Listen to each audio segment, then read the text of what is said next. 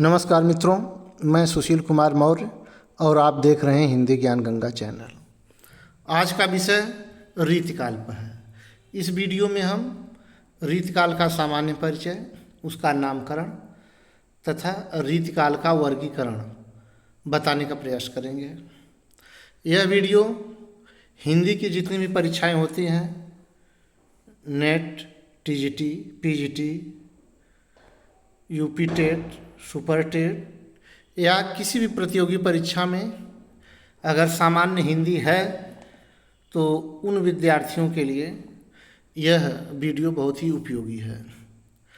विस्तार पूर्वक एवं गंभीर पूर्वक विचार करने के लिए आप हमारी अन्य वीडियो भी देख सकते हैं।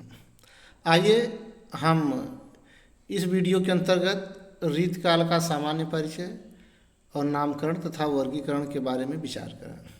रीतिकाल 1643 ईस्वी से 1843 ईस्वी तक के कालखंड को रीतिकाल कहा जाता है। रीति से विद्वानों का तात्पर्य पद्धति, शैली तथा काव्यांग निरूपण से है। रीतिकाल को श्रृंगार काल, अलंकृत काल आदि नामों से जाना जाता है। विद्वानों ने इसके लिए अनेक इसी प्रकार के अन्य नाम दिए हैं। इस काल का नाम रीतिकाल रखने का श्रेय आचार्य रामचंद्र शुक्ल को है।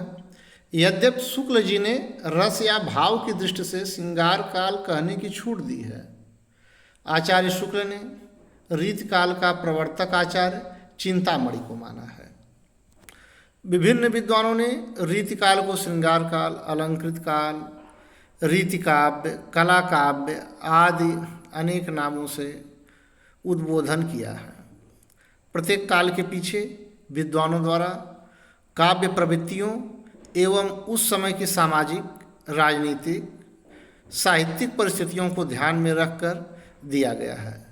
सामान्यतया इस काल के कवि अधिकतर राज दरबारों में रहा करते थे, अतः वे अपने आश्रयदाता को प्रसन्न करने के लिए उनके विचारों के अनुरूप कविता पाठ करते थे।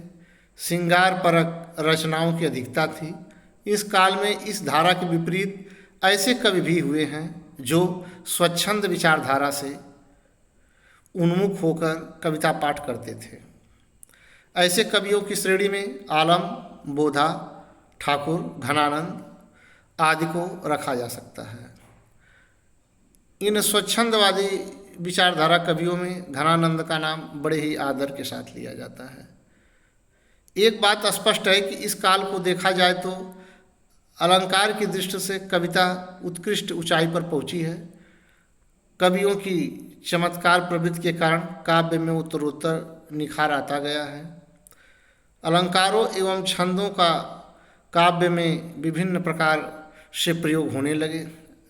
रामचंद्रिका जो केशव दास द्वारा लिखा गया है में तो छंदों की विविधता इस सीमा तक पहुंच गई है कि विद्वानों ने इसे छंदों का अजायब घर तक कह दिया है।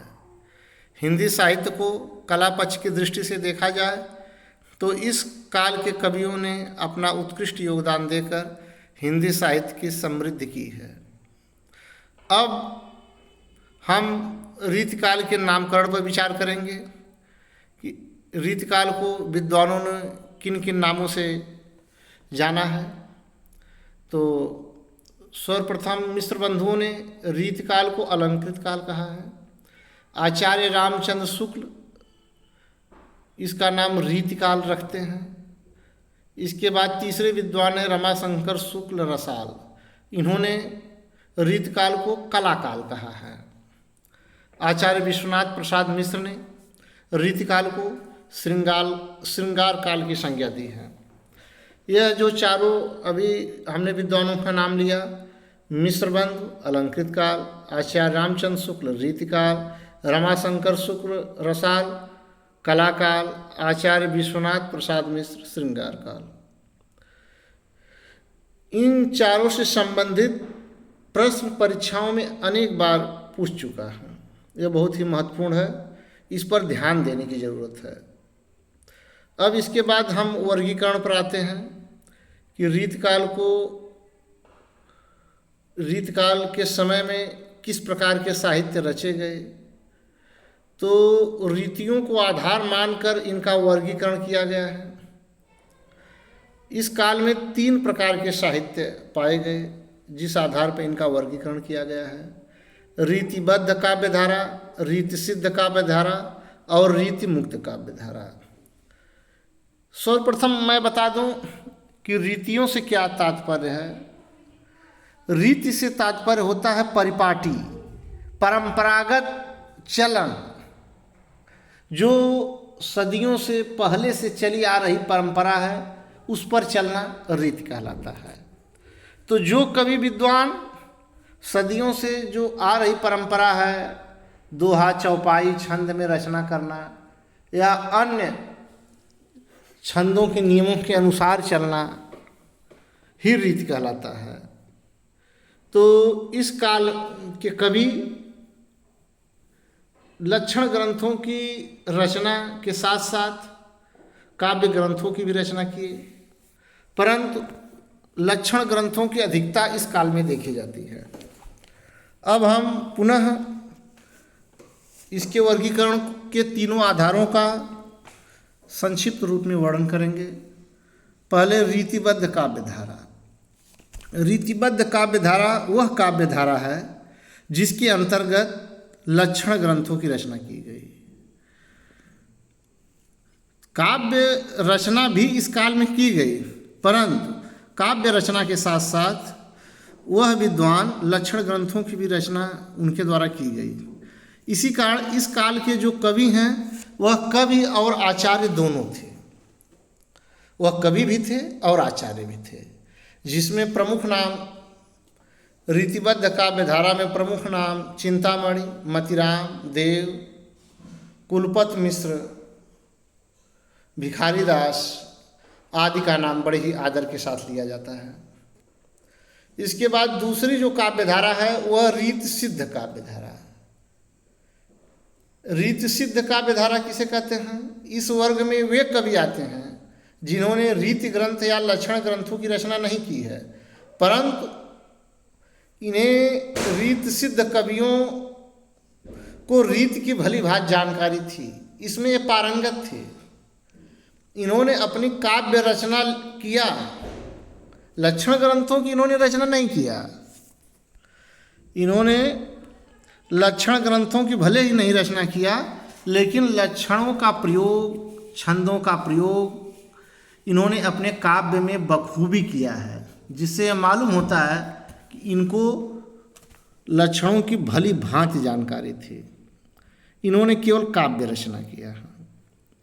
ऐसे कवि जिन्होंने केवल काव्य रचना किया है वे रीति सिद्ध कवि के अंतर्गत आते हैं, और जो काव्य रचना के साथ साथ लक्षण ग्रंथों की भी रचना किए हैं वे रीतिबद्ध काव्यधारा के अंतर्गत आते हैं।